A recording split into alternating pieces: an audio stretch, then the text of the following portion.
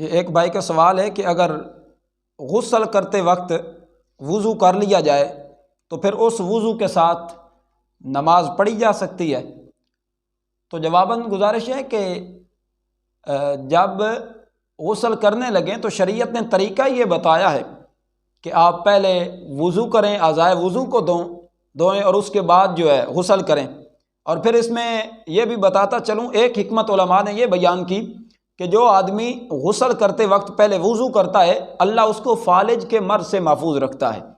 اور پھر دوسری بات یہ ہے کہ غسل کرنے سے پہلے وضو کرنا یہ ایک سنت ہے، اور سنت کو ویسے ترک نہیں کرنا چاہیے، سنت کا ثواب بھی کمانا چاہیے اور جو سنت کی حکمتیں ہیں ان سے بھی مستفیض ہونا چاہیے۔